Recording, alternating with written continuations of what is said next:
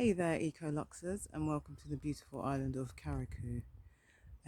Carriacou is not a very well-known island. Not many people have heard of it. It's quite a quaint, it's a beautiful island, but it's very small, with a rough population of 6,000. But although it only has 6,000 people, residents living here, it is actually the largest island of the Grenadines. It is also part of a tri-island along with Grenada and Petite Martinique. And like I said before, it is a beautiful, beautiful, stunning island. There's so much, it's so quiet in some places, but then there's a lot to do as well at the same time. So if, like myself, you love nature, then there's so many different animals that you see here. There's so many different plants. Hibiscus is one specific plant that grows here, aloes, and a lot of people just take it from their back gardens and just put it on their skin. So there's other activities that you can do when you come here. So things like the regatta. Carriacou is very famous for its regatta, and you've got yachts coming all over from all over the world for the Carriacou regatta every year in August. There's other things that you could do, such as hiking. Obviously, the beautiful beaches. Paradise Beach is one of the best beaches in Carriacou, probably one of the best beaches in the world. Um, Also, families, such as you can do island hopping, or if you have young kids like myself, their favourite thing to do is to play in the mud, or my son loves to chase chickens around my grandma's garden. Um, so yeah, there's an array of things to do. And if you're looking for things to do, then obviously just contact me and I can let you know where the best places to go for certain activities. Other than that, there's the botanical gardens in town.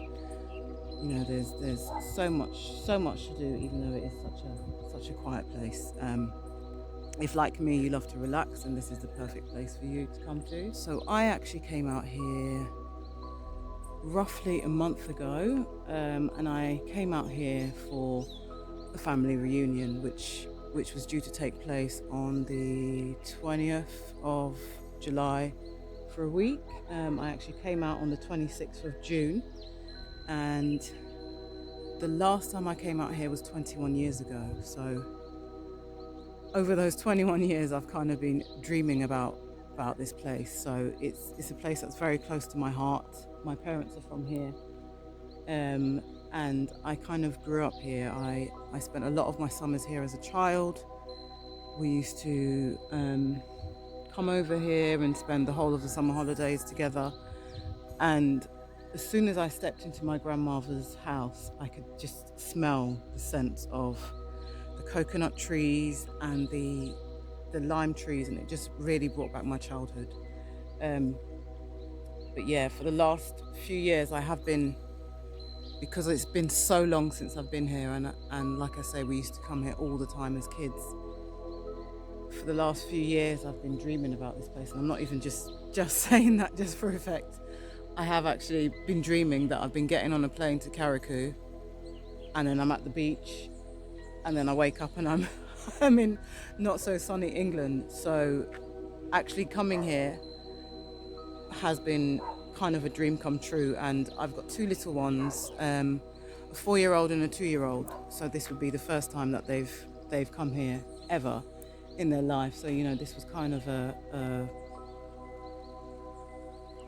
homecoming for me, and I wanted to create new memories with my kids. But I started this video saying not many people have heard of Carriacou, but I'm guessing more people have heard of Carriacou now, because my dreams were kind of shattered a few days into our trip when Hurricane Beryl hit. And it's sad that's the way that people have learnt of Carriacou on the news, by this disaster. So I'm going to speak you through my experience because we were actually here for the hurricane, and I'm expecting my third child, so it was quite a stressful, very stressful situation to be in. So yeah, I'll just talk you through what actually happened and show you my grandma's house. We're not there now because obviously the hurricane did a number on it. So we are staying at my uncle's house, but let's take a trip to my grandma's house now, and I can show you my experience of Hurricane Beryl. So this is the room where it first started coming in. First days, it was just water, but everything else was fine. I hope that's the end of it.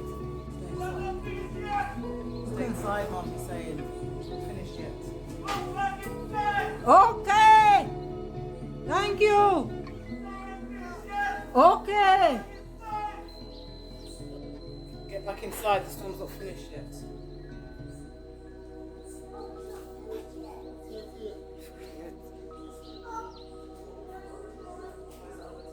What she said, come back, come, close the door, close the door. She was soaking wet. Sun. All them tree in the back was oil trees. Apparently Lorena, roof gone, I see Maxwell, Godwin, ceiling gone. But we have to thank God because we are still safe. So me and my dad were holding this door in the second phase. The wind just started to really roar, and my 2-year-old son was screaming his little face out, or he kept trying to run to me because he wanted mummy, I guess. Most people, when they in times of distress, they want their mum. And my mum was holding this door herself. And all of a sudden the wind just blew both the doors open. And so I came from that door, ran to my kids that were sat there to try and shelter them and figure out where we were going to go to get shelter. And then I saw my mum run underneath this dining table, which is where the 5 of us sat for about 3 hours. When I actually look back and I think about, the biggest thing I thought about before coming here was, am I going to be able to find stuff for the kids to do outside, because they're very active? And am I going to be able to find vegan food? Like a range of vegan food. I know there are places here that do.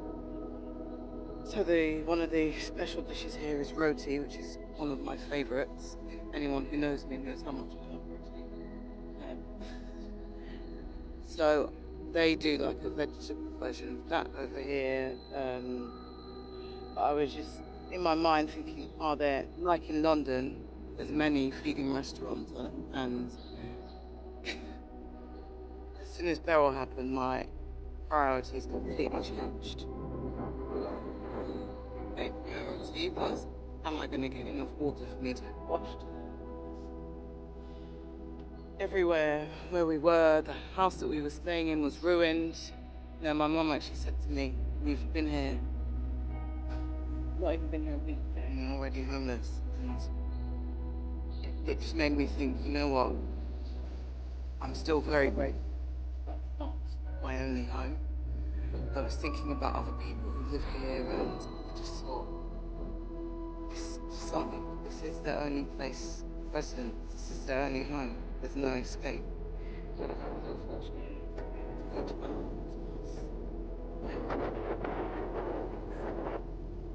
Then, my uncle very badly.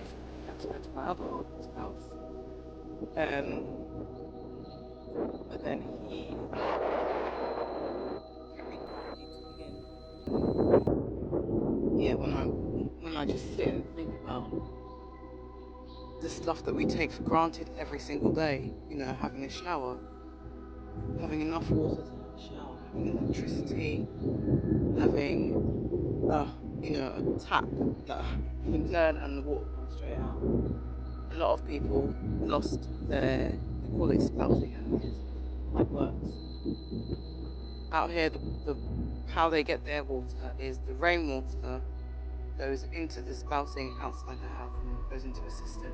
And when you turn on your tap, it comes out of the cistern. Because a lot of people lost their spouting, they're now having to collect the rainwater in buckets and barrels, uh, and then having to do bucket washes, brushing your teeth. Things that we take for granted every day. So I want you to just think about when you're next taking a shower, when you're able to just turn it on, or the next time you just switch a light on.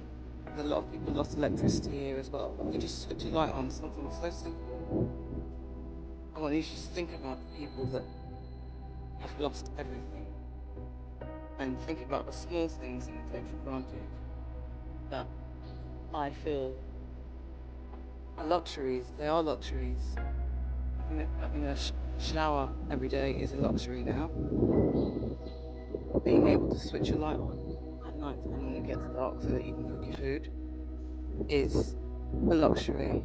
Having internet, having a TV to sit down and watch, these things are all luxuries, and it kind of brings me back to nature and back to basics and how things used to be. My parents joke, this is how it used to be. So they're used to it, but obviously me growing up in London, I'm not used to it, but it's kind of humbled me and made me realise just how fortunate we have been.